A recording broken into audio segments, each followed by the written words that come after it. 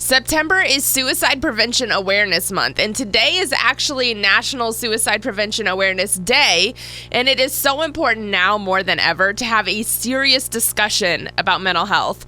Hey, it's Jules on Radio Now 100.9. We want to take this moment today to stop the music and start a discussion. Join us now until noon. We're going to be talking to experts and advocates in our community about mental health and suicide prevention. There are many local and national resources waiting to listen and help. If you need someone to talk to right now, you can call the National Suicide Prevention Hotline anytime at 1-800-273-8255. You can also text IN to 741-741.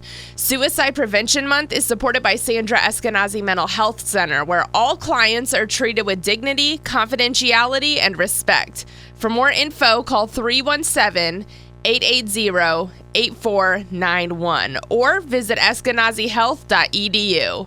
I'm joined today by Emily Matheny, our host of Indies Connection here on Radio Now 100.9. And that can be heard every Sunday morning at 6 a.m. And I'm also joined by Shannon Cagle Dawson, who is a suicide prevention advocate. Good morning. How are you doing today, Shannon? Doing great. It's great to talk with you about this. It's really important. It is so important. Thank you so much for joining us today to talk about this. You know, this past year, well, over a year, has been really hard for all of us. If you could please share your story, tell us why this topic is so important to you. Well, the subject of mental health has been really important to me even since I was in college. I attended Butler University in my college years, and after graduation, I went through a great deal of depression and stress, and I've always been kind of cognizant of that because I know that a lot of folks don't talk about it. But then, you know, fast forward many, many years, and 8 years ago this very month, September of 2013, was when my husband, Rick Dawson, took his own life. And it was a difficult situation for a lot of people, not just our family personally, which of course goes without saying, but for a lot of other people, because my husband was a reporter and an anchor for Channel 8, Wish TV here in Indianapolis, and he had spent almost 25 years there and was well known in the community for his journalistic endeavors. And so, you know, there were a lot of people across the spectrum of recognition who were touched by his loss.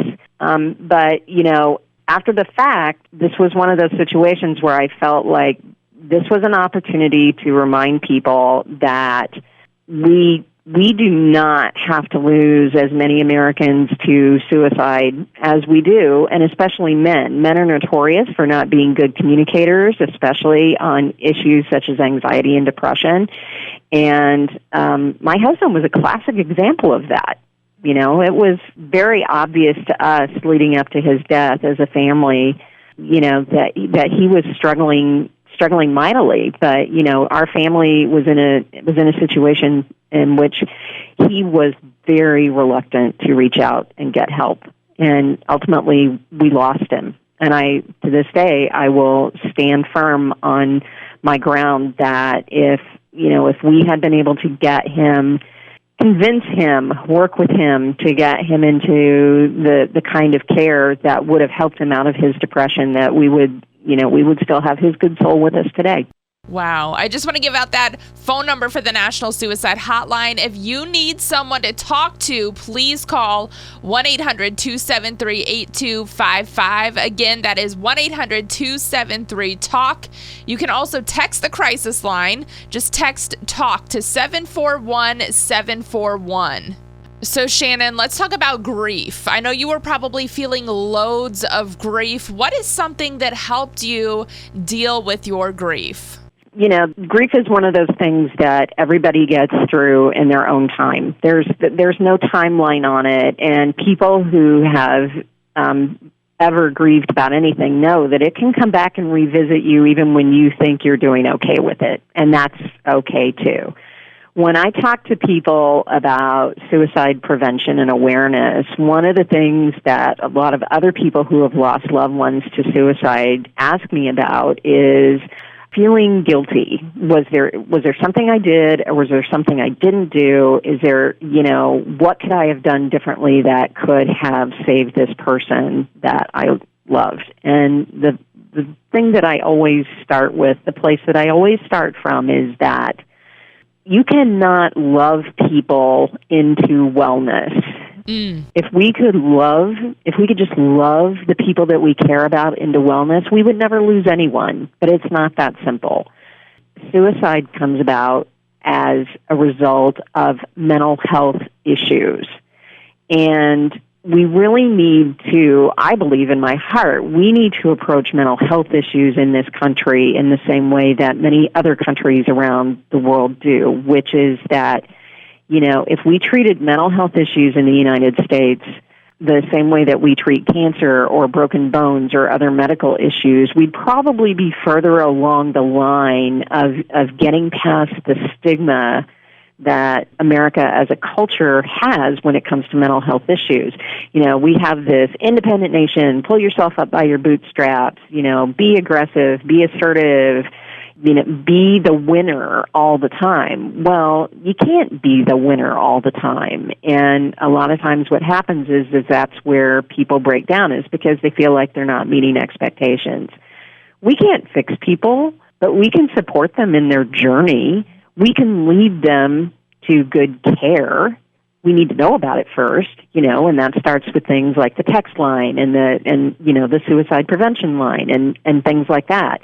We can also, teach people in our families and teach our young people about what taking care and being proactive about your own mental health looks like. And even before my husband died, but especially since my husband died, that is a place that I spend a lot of time working with our kids, is making sure that they're very proactive about their own mental health care.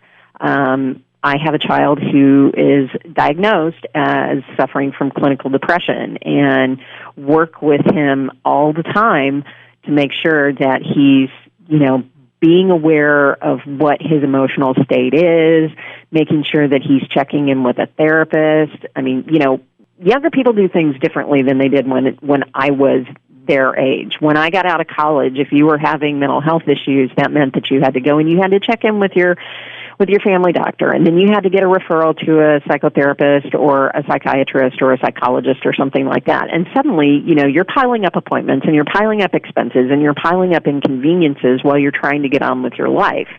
And nowadays, they have wonderful interactive and telehealth options for mental health care that I think might be, a little more the way young people can feel better about engaging these services that will help them.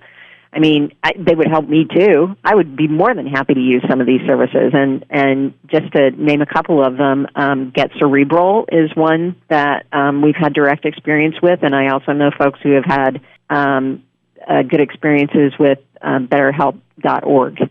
So these are places that can help you whether or not you have insurance, and these are places that can be flexible about what it means to connect with you and get you your medications and listen to you.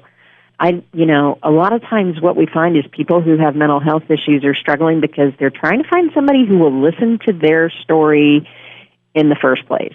But if they feel like nobody's ready to listen to them, then they won't even start. And that's never a positive place to be. Mm-hmm. And if you want to start showing someone that you are here to listen to their story, first, how can I start that conversation? And how can I be ready to listen? Well, this can work a couple of different ways. I mean, we have a tendency to, very blithely say all the time, how are you doing today? How are things going? What's going on with you? How you feeling? And generally speaking, in a casual social context, we expect people to say, everything's great, everything's fine. Well, there are a couple of ways to go from there. You can follow up by saying, no, really, how are you doing? I really want to know how things are going for you right now. And, if that's not okay with you, then you can say something like, you can offer up some vulnerability of your own if you're comfortable with doing that. The other thing that could happen is that the other person could answer you honestly and tell you that things are not going well for them. And I think more and more these days we have to be prepared for that answer. And that can be hard because, like I said, if you're just being in a casual social situation or something like that, that could be a painful or a difficult surprise for you to have somebody say something like that. The thing that happens after that is what matters. And people need to understand that you don't have to have an answer or a solution for that person. They're just sharing their reality with you. And what that can mean in the conversations that we have about mental health and suicide in particular, I think it's really important to understand that just because you ask somebody and you care about what they say, and just because they tell you how they feel, that doesn't make you responsible for them. I think in this country we have an issue with thinking that we're being burdened with the thing. And that causes a problem in both directions. We hesitate to ask how someone is doing when we really could be helpful just by, letting someone know that we care. And then on the other side of things, the person who is having difficulty expressing their emotion about how they feel in that moment, they frequently feel like they're being a burden. And that's just exacerbating their problem. It just makes it worse. So one of the things that I would like to do is I would like to see us meet more in the middle with an understanding that, yes, I care about you, and you understand that I can't fix everything for you, but that I do care, and that's also good. It's good to, know that you have people around you who care about you. Anxiety and depression and worry and loneliness have a tendency to put us in a state of isolation where we think no one understands or no one cares or no one wants to hear our problems. And I don't believe that that's true. It's okay if someone says to you, I'm not doing so great. I haven't been sleeping well. I'm really worried about things, or I've got anxiety, but I don't really know what I'm anxious about. It's okay to say, I understand. I've been there. You don't have to offer a solution. You don't even have to tell your own story, but just to let them know that you understand, that you support them if they're looking for something more to help them get out of that. But it doesn't make you responsible for them. And I just really wish people could get past that. It's almost as if they're taking on too much themselves just by being understanding and listening for a couple of minutes, when it could make all the difference in the world to the other person. Yes, listening can make all the difference. Shannon, I just kind of want to go back to something that you said about support systems. You have mentioned that you've been very supportive of your family. What should someone do? Who should someone talk to if they don't have that strong family support system?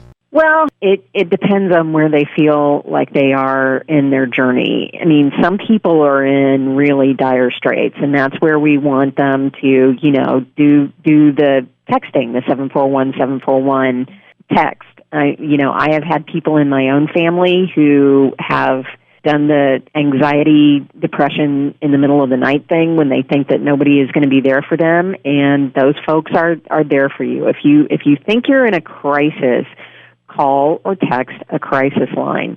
If you feel like you don't have a support group around you, then it can be hard to look for it.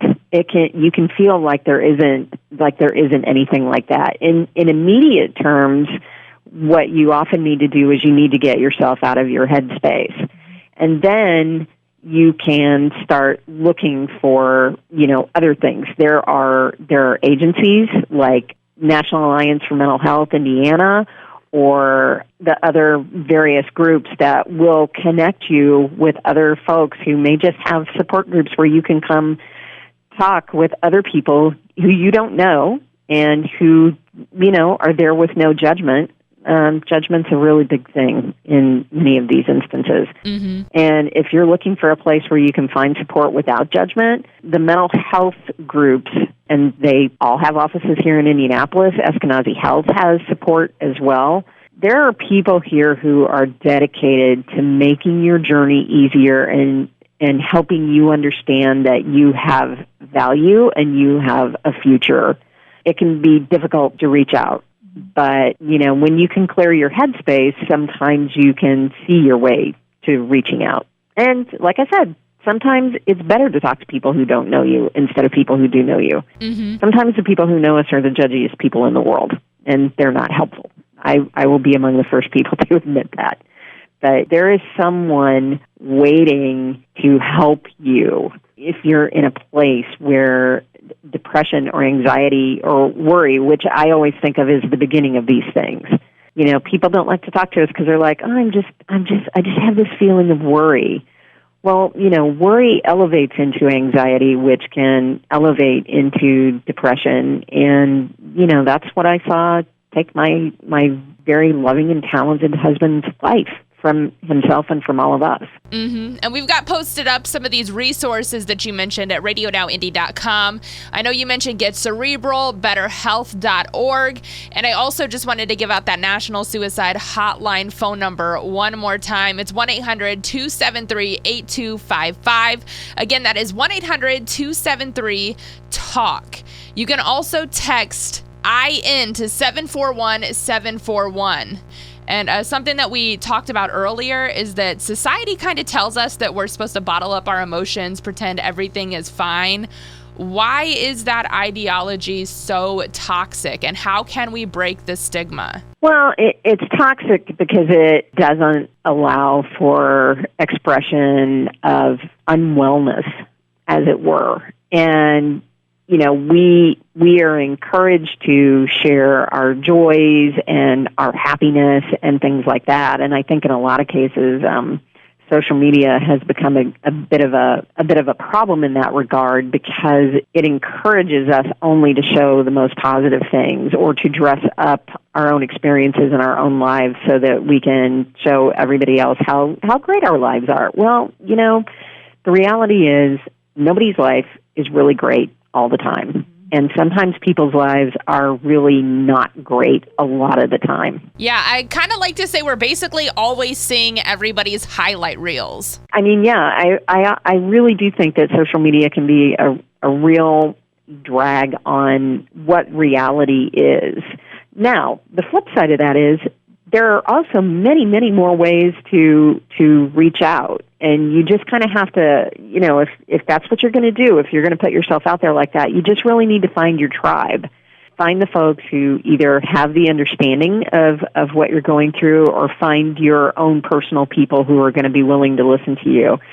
Making the decision to talk about your mental health issues can be very scary for a lot of people. And my greatest piece of advice is, if you have a caring fiber in your being, then be understanding and gentle with those people in their moment of vulnerability. It can be challenging. You're not expecting it. It can be really challenging if you're under duress yourself. I have made no bones about the fact that, you know, our entire family was under a great deal of stress when my husband took his life, because our house was in foreclosure. He had been out of work for 3 years. I was working 3 jobs to try and, you know, keep the bills paid. And we were trying to provide a certain sense of normalcy for our children, who were obviously much younger 8 years ago than they are now.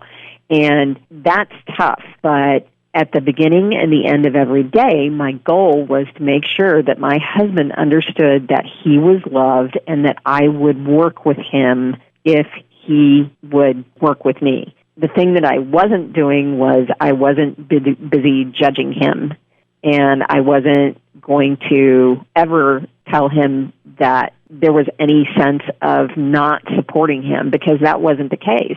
People ask me that all the time. They're like, you know, you went through this for so long, and I was like, I know, but I knew that if we could just get to a certain point, I could save my husband, I could save my family, and I could save my marriage, but he was not there in that place with us.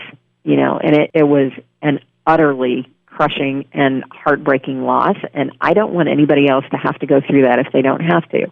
On the other hand, I don't want people who have suffered through the agony of having someone they love take their own life feel guilty about it. I mean, we can only do what we can do. We're not magical. We can't get inside the hearts and heads of these people if they won't invite us there. There has to be, you know, it's a relationship, and you have to be in it on both sides.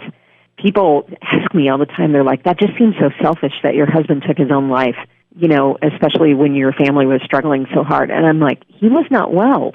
he was not selfish. He was sick. Mm-hmm. And you have to approach it, like I said, the same way as you would approach a person who has cancer or a person who is dealing with, some sort of crippling illness. It's the same thing. You just don't see it with your eyes or hear it from a doctor in the very same fashion. So let's take out the judginess.